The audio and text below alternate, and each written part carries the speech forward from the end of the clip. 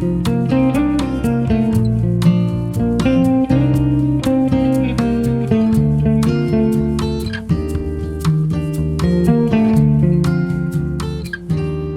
hello friends. Today I'm painting a model railroad backdrop for my model railroad. I'm painting some happy little trees and some friendly little bushes to go with those trees. I'm having a lot of fun, so I hope you join me on this journey. All right, I'm dropping the voice. So, I'm going to be putting together 2 videos on painting a backdrop for your model railroad. This first video is going to focus on the sky, clouds, and distant background mountains. And the second video will focus on details such as trees and bushes and blending those details into your modeled scenery. This is going to be a lot of fun. I've been really excited to put these videos together for a little while. Pretty in-depth videos as well, so hopefully there's a lot of information there for you and a lot that can help you when you come to painting your own backdrop for your model railroad. So let's go ahead and get started. One of the first things you'll want to do is to go ahead and get an idea of, you know, what your backdrop might end up looking like. So what I like to do is to go to one of my favorite, you know, train photo picture archive sites and just start to take a look around at some of the images that photographers have taken in the area and get an idea of, you know, what these backgrounds look like. Now, if you're able to actually go out there yourself and to take some photos, more power to you. I unfortunately cannot, so I'm kind of relying on what I can find on the internet. And you can see, depending on the photographer and depending on the time of day, it might look quite a bit different. Even though this is all basically the same area, all these skies and all these backdrops all kind of look pretty different from one another. You can also use Google Images to find some if you're not finding what you want on one of these railroad picture archive sites. But I kind of like what's going on in this photo right here. This kind of a dark bluish green, and as you get further and further away from the location, it's getting lighter and more blue and more the color of the sky. I really think that this is a really nice looking photo and gives a good impression for what I want for my own layout. So this is going to kind of be maybe my inspiration for I'm going to go moving forward. Something that looks a lot like this for distant mountains. Your next step is going to be actually to go to Google Earth. I like Google Earth quite a bit for this kind of thing. And go to the location that you're going to be modeling. Now, if you're able to get out there and photograph this yourself, this is probably going to be a step that you can avoid having to do. I, again, can't, so I'm using Google Earth for mine. So I'm modeling Sandpoint, Washington, which is where we are right here. And I'm actually modeling right around this spot right here. You can see right here, this is the old Great Northern Depot right here. And some of the tracks alongside it is where the real world railroad actually drops off cars and picks up cars from. Is right around this area right here. Actually, a little bit further down, right where you see these cars parked right here. So if I were to actually go trackside, grab my little guy sitting here in the lower right corner and drag him over and stick him on one of these blue lines here and see what these mountains look like at track level, I can see I've got an immediate problem. I can see houses, I can see trees, and I can't really see anything else. And it doesn't matter actually where I go in this general area, I'm not going to get a really great view of what I want to see, which is these mountains right over here that we're kind of looking at in this area. So even if I were to drop a little guy right here in this area where it's actually going to be, this would actually be the aisleway where I would actually be standing, I can kind of get a sense of the mountains in that area, but they're pretty far away. There's a whole town and a big old lake in between me and those mountains. And it's kind of an overcast sky, so I'm not getting a really good view. So I'm going to use some artistic license here. I'm not going to try to recreate these mountains from this exact location that I'm modeling. Instead, I'm going to come over here to let's fly past the town. Let's get as close to these mountains as I can and kind of keep them in view. And actually, this mountain right here is a really important sort of structure for the Sandpoint area. A lot of photographs are taken from this bridge right here, This is a railroad bridge that crosses the lake, a very long railroad bridge, a very cool, dynamic bridge. So I'm going to want to maybe feature this mountain more so than maybe some of these distant mountains over here. They'll still show up in my scene, but this is kind of the mountain that I'm kind of wanting to make sort of the number one piece in here. I'm going to actually have to cheat and come right over here onto this bridge and find a spot where there's not a lot of trees, like right here. And let's drop a pin down and take a look at those mountains right now. Ooh, that's looking pretty good. Uh-oh. Oh, man. The fog is rolling in and hiding those mountains from me. I'm getting a good sense of the mountains over here. It's kind of distant blue mountains. That's a really nice look. I like that. But this mountain right here, it's a really important mountain for me. Not getting a pretty good sense of that. I can do a little more hunting, though. So I noticed that, like, if I back out of this again, if I come over here, and I can see if I drop my little pin down here, I can see there's like a bunch of different lanes of traffic that the street car has kind of been on. I bet if I try one of these other lanes of traffic that it might have been shot on a different day, and I might not have that foggy background. So let's drop my pin right here. Let's see what happens if I drop my pin right here. Hey, look at that. I actually get a pretty decent view of the shape of these mountains, and that's what I'm looking for. I want to see the shape of these mountains. And look, there's a cool BNSF locomotive. Looks like a nice, like the rear end of a nice long train. Okay, we can kind of move forward here, see if we can get a better shot of these guys. And I'm willing to bet if I pull forward a little bit more, we're going to say goodbye to Mr. Train here. Yep, and I get a nice view right in here. I can see the distant mountains over there and the nice pale blue and this kind of darker blue for these mountains right here. This is a pretty good look. That looks pretty good. All right.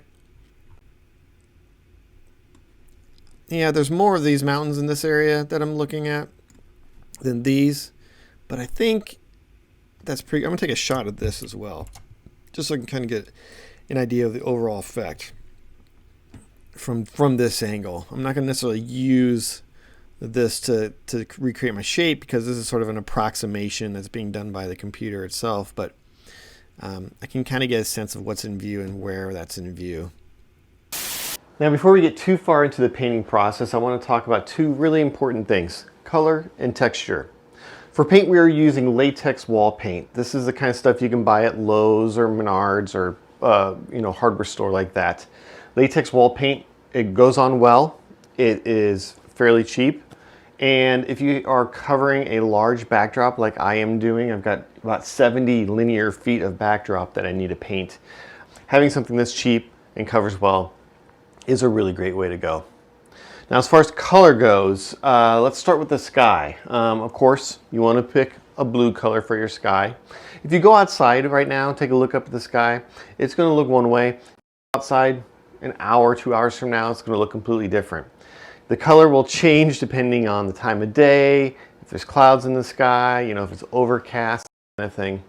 And so choosing a color can be a little tricky. I would suggest staying away from the extremes. Don't go for that perfectly, wonderful blue look that you see in the sky where it's there's this beautiful blue. That can tend to overpower the rest of the stuff in your scene, and depending on your the pictures you take could look really, really saturated and just a little too blue. On the other hand, don't go too light. A lot of people like that sort of overcast, real light, subtle blue look. I did that on my last layout. It looked really, really great in person, but when I went in to take pictures, I found that it just kind of blew out every time, and then it just looked like a white sky. And honestly, it looked unfinished. It looked like I didn't paint anything up there at all. And that's just because the white balance of the camera will shift the color of the blue of your sky depending on whatever is in scene. So if your sky is too blue, when you take your pictures, it might become very, very blue. If your sky is too light, when you take your pictures, it might very well blow out and look like nothing. The color that I chose here is called Perfectly Blue by Valspar. It is in between, on the lighter side of the blue, I think. And if you take a look at some of the pictures on my layout, you'll find that just, depending on where I've got my camera angled and what's in the scene, that sky kind of shifts color all over the place, it seems. And I actually kind of like that effect. I like being able to take pictures on my layout and have the sky look a little bit different every single time. So it's kind of a fun side effect, if you will. The clouds of the sky were painted using Liquitex Basics acrylics, and we'll get into the process of painting with that in just a bit. And we will be using the acrylics for some of the details in the scene in the next video. But let's talk real quick about the near and far mountains and some of the techniques I used, not only for choosing color, but also painting it in such a way to give me that distance that I'm looking for. So the very distant mountains, these very lightest mountains that you're seeing right here in the back, are a color called Arctic Sunrise. It's by Valspar, available at Lowe's, just like the Perfectly Blue color, which is also available at Lowe's. And then the nearer mountains it's called Cottage Door, again by Valspar, latex paint. And what I did was I went out a ton of paint samples, those paint chips, and brought them home and into my layout room under my layout lighting conditions, and then just began comparing colors to see which colors worked well together and which colors I felt looked most natural for the type of scenery I was doing. All three of these colors here that I chose for the sky, the distant mountains, and the nearer mountains, I think all complement each other very, very well. And they achieve that look that I'm looking for, which is as mountains become further and further away from the viewer, there's more and more atmosphere between the viewer and that mountain. And so it's going to look lighter and lighter and lighter, kind of like in that reference photo I showed at towards the beginning of this video. And so I'm confident enough that if you use these three color combinations, the Cottage Door, the Arctic Sunrise, and the Perfectly Blue sky color, you're going to get good results almost anywhere you are planning to model your model railroad. Maybe not the desert, but you get it. And then for texture, for these distant mountains, I didn't want any real detail on the mountain itself, so I just painted it on using just a regular paintbrush, like a house paintbrush. And we've got the curve and the shape of the top of the mountains, but no real detail in the mountains there. As we get closer though, more detail starts to show up, so we can see these closer mountains, they have little tops of trees that are starting to poke up here. So once I had my colors picked out and I had the shapes of my mountains ready to go, and I knew what I wanted to paint on my scene, I went ahead and with a pencil kind of came in through here, lightly traced out what I wanted the shape of those mountains to be, and then I got started painting. One step of the process that I neglected to film was actually determining what was the height of the mountains I wanted on my model railroad. To do this, I took the profile that I had kind of determined from my research, and I drew it out on some of this. This is like a brown butcher paper. You can find this in the painter section of your Home Depot or something like that. So I drew out that profile and I cut it out, and then I taped it up onto my model railroad at the height that I thought I wanted those mountains. And at this point I could kind of get down low and kind of take a look at it, maybe take some pictures from some low angles so I could see how that profile of that mountain would end up at track level when I'm looking at it, down at my train level, at the level that I'm going to be taking photographs at. It's really important to honestly, this is a very important step in the process and can be kind of tricky to get right. Because if you paint your mountains too high, when you go to take your photographs, all you see is just the green of the mountain. You don't get to see any of the sky or anything like that. If it's too low, it doesn't maybe feel as mountainous as you might want it to be. I had a couple of considerations when I was determining the height of this mountain range. The first was, what was the prototype giving us as far as mountain heights go? Honestly, this is probably a little too high considering the prototype, but there are mountains in this area that are very tall. On this side of the tracks, at Sandpoint, there's a ski resort. So there's some really good sized mountains in this area, and I kind of wanted to represent the mountainous qualities of this area here. Another thing I had to consider was this little bit of scenery that I had created back here. Up close to the track, something like this is going to be very tall and towering over the scenes, but I didn't want it to be as towering over this entire portion of the layout. So I wanted my backdrop to be at least high enough to feel like the mountains that are represented there are higher than something like this that's kind of closer in on the scene, if that makes sense. So what I did was I put up my butcher paper, I kind of, figured things out a little bit, and then I painted on my backdrop. And I painted it way too high.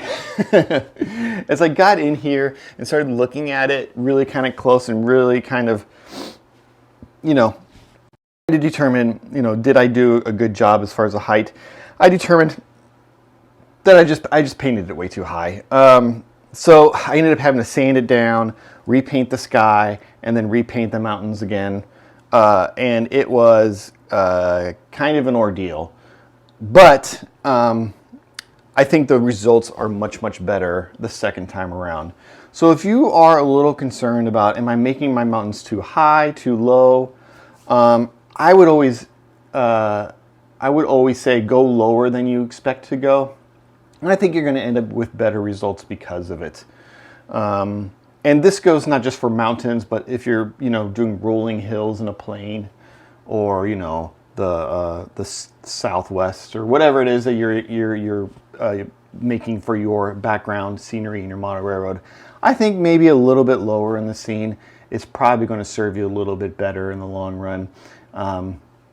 It'll help kind of keep it feel distant, but when you get down low and you're taking your photographs, you still have that height and that drama of that scene. It's a little bit of back and forth, and that's why I do recommend, creating a template for yourself and taping it up to the backdrop, and then just adjusting it up and down until you find that height that you think is just right. And then, hopefully that's pretty darn close for you. I also wanted to take a moment to discuss why I'm painting my backdrop in the first place rather than using photographs. It's kind of popular for a lot of people to use photographs. And by the way, you can see how much lighter this area is here than this. This is actually, with latex paint, it dries darker. So this is going to be the actual color of my very distant mountains, as opposed to this, which is just how it looks like when it goes on. But getting back to this idea of the artistic sort of impression that I'm trying to give with my model railroad, I kind of like a simple painted backdrop that doesn't distract from the rest of the scene, because it does a couple of things.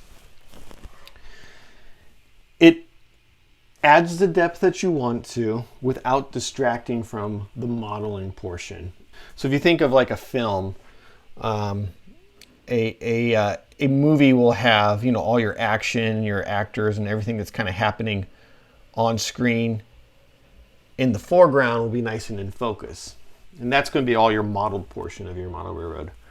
And then the out of focus stuff is the stuff that occurs in the background. This would be, your backdrop. So, anything that's close to the camera stays nice and focused. Anything that's away from the camera gets a little blurry, out of focus. We don't think about it in filmmaking. It's not how, we see stuff in real life, but it has a sort of an artistic quality to it that sets it apart from, say like a TV show that's shot on video or something like that, right? And so if we do the same kind of thing, if we think of our model railroads in the same way, as if they're almost movie sets, if you will, the background will never distract from what's happening in the foreground. And if the color looks good together, and just have just the right amount of detail without being too much, you know, you're going to have something that's going to look good, and yeah, I just won't distract from what's going on in the foreground. It's also much cheaper to paint your own backdrop than it would be to professionally print out 70 feet of printed backdrop. That would be a lot of money, many hundreds of dollars, is from my understanding. So, you know, there are times when I think a photographic background makes more sense. You know, if you are doing like an industrial area, I think that would be kind of hard to paint a nice looking background that really looks good in an industrial area, you know, area where you got like a lot of buildings in the background, that kind of thing. But for most other applications, I think a nicely painted backdrop, I think, is a much better option. Another step of the process that I neglected to properly film was painting my clouds. And the reason why was because I wasn't sure how I wanted to do it. So I did some experimentation and came up with results that I think work really effectively and are really easy to do. Painting clouds can be a little difficult because if you're not careful, they can kind of turn out like puff balls and kind of cartoony and not super great. So I knew I wanted some clouds, but I wanted to be simple and not distracting to the scene. So after some experimentation, what I ended up doing was just filling my airbrush with a little bit of white acrylic paint, spraying it into a section of the layout, and then balling up some paper towel, and then just kind of wisping and spreading that paint out kind of directionally across the backdrop. What that did was that gave me sections that are kind of faded and white from the airbrush, soft, and then the paper towel, that sort of horizontal motion kind of created these nice streaks that looked like kind of the high sort of streaky clouds that you see in the sky. Only the real important step here was just try to keep things going directionally in the same direction, as if those clouds are kind of getting pushed along. I use sort of the natural shape of my mountains to kind of help with the direction of that, just to help those clouds kind of blend in a little bit. And you can see there's some little swirliness there. There's some areas where it's a little heavier and a little lighter than other areas. And I think that's really effective and looks really, really darn good, especially in photographs. Here, one important thing you can see with the cloud layer, I actually placed it in front of my most distant background mountains, but behind my nearer mountains. So I kind of have a layer where the clouds are, the mountains are kind of fading into that little misty cloud layer. And I think that does a really great job of adding a lot of depth to those distant mountains, blending them into the sky a little bit, and just softening that line. Okay, now we are ready to apply our kind of near mountain range area. I'm doing this with latex paint, like I did everything else up to this point, except for the clouds. The clouds were acrylic, but I am using, in this case, a sponge to add a little bit of detail to the ridge line there. Just to, these mountains are a little bit closer. We're kind of starting to see, you know, the tops of trees and that kind of thing. And because latex paint is a little tricky to work with, you know, trying to do it with a brush is a little trickier. So I like to use a sponge in this case. I've cut. This is just a simple bath sponge that I've cut. You know, kind of a natural sponge with a little more, you know, the holes and stuff in them. I've cut it into kind of a round shape and a couple of triangle shapes, and then we're just going to start to apply it to the ridge line that I've drawn on the background here.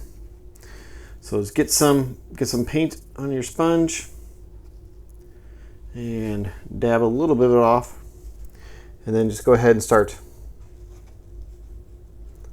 applying it to the backdrop. And this step's going to be a little bit slower than some of the others. And sometimes you're using the tip and sometimes you're using the whole thing. The idea though is just to get, you want the tips of it all to be kind of connected. You don't want any like little spots that are kind of like sticking up in the air, kind of away from everything else. But what you'll get is an edge that has a pretty good, kind of a pretty good texture. It kind of looks like they're the tops of tree lines there.